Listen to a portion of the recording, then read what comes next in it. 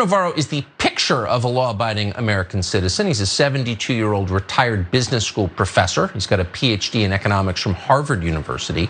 His most recent job was extremely white-collar. He served as the White House trade advisor in the last presidential administration, famous for his tough stance on China.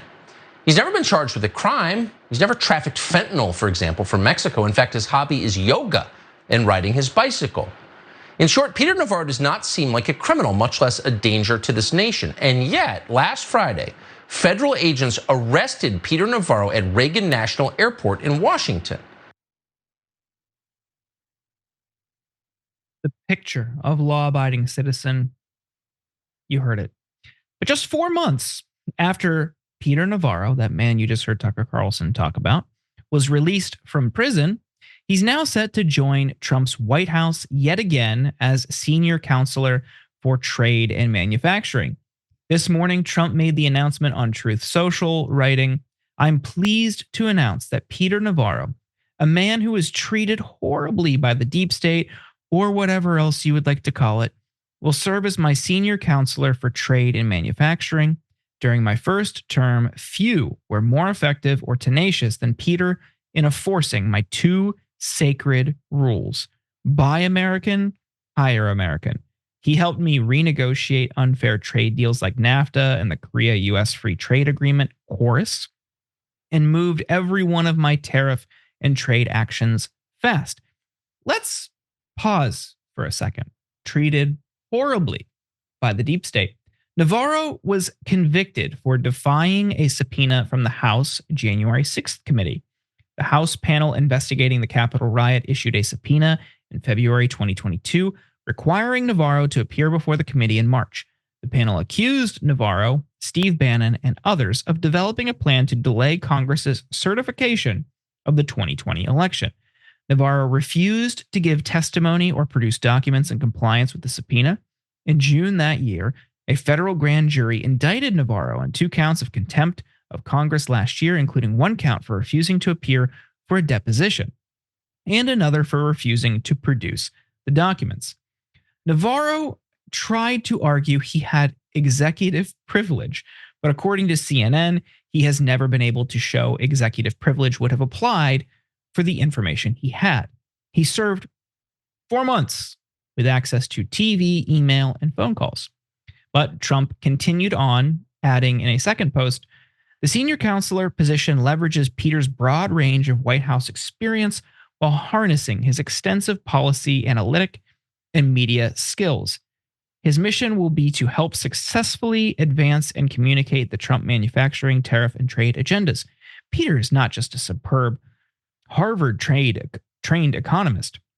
He is a noted author of more than a dozen best-selling books on strategic business management and unfair trade. He did a superb job for the American people in my first term.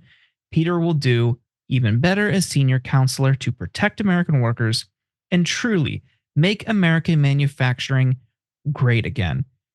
John, we'll get into the trade consequences and the tariff debate next, but on this appointment, this is yet another Trump loyalist who's getting rewarded for defying subpoenas, for, thumbing their nose at the standard democratic process or the law and order process. What do you make of this appointment now?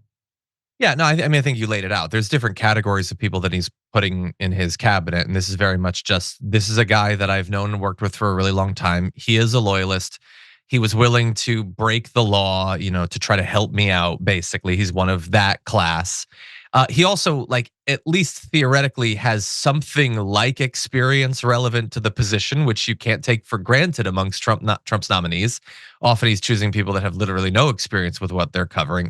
So I guess to that extent makes sense. But yeah, a lot about the way that he's presenting him is ridiculous. The idea that he was unfairly treated by the deep state when he willfully broke the law and paid the consequences for it. Not even that much consequences. I think many people would have gladly enjoyed a 4-month stay in a nice hotel, basically, like he did.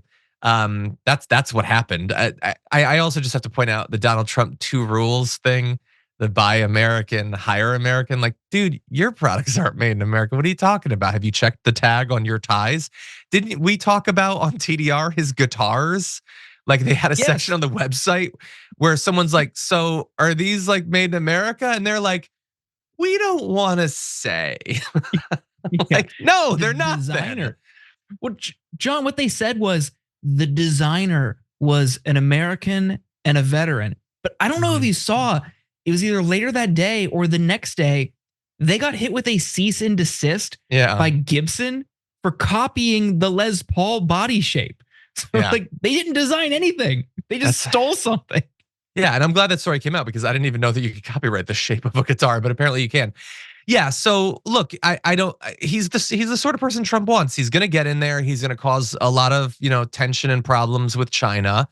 Anything that goes wrong during the next 4 years, they're going to blame on China. So it'll be convenient that we'll be at a constant state of near war with them. So they'll appreciate that. And other than that, he's willing to break the law for Trump. Trump wants that. I don't think he needs to worry as much about investigations as he did the first time around, since they've been effectively outlawed. But still, it's good to have loyalists around. So I'm not super surprised by this nomination. Yeah, let's get into the consequences of this nomination. Trump has been very adamant throughout his campaign that tariffs were going to be a key priority for his upcoming administration. And since winning the election, Trump has threatened to impose 25% tariffs on imports from Canada and Mexico, two of the US's closest allies, as well as an additional 10% tariff on Chinese imports. He's also raised the prospect of imposing 100% tariffs on Brazil, Russia, India, China, and South Africa if they don't drop plans to create a common currency to compete with the dollar. So, how will Navarro play into this? Well, it's actually a huge indication that those tariffs Trump is threatening will actually come to fruition. In his first administration, Navarro, who was a trade and manufacturing advisor, pushed aggressively for tariffs while downplaying the risk of starting potential trade wars. Navarro quickly established himself as a polarizing figure in both style and substance, railing against what he called the globalist advisors that Trump brought into his administration. At times, Navarro's critics in the administration, including some who weren't as hawkish on trade, blocked him from key meetings. Navarro persisted, helping animate the tough on China posture that led to Trump's trade war and heavy tariffs. His role included work to boost domestic manufacturing, and during the pandemic, Navarro helped marshal the government response. Additionally, Navarro often used fiery language that upset U.S. allies. In 2018, after a dispute between Trump and Canadian Prime Minister Justin Trudeau, Navarro said there's a special place in hell for any foreign leader that engages in bad faith diplomacy with President Donald J. Trump and then tries to stab him in the back on the way out the door. While Navarro did apologize for the comments, the fact that he's allowed back into the White House with a promotion probably is not the best sign for our trade relations. What do you think, John?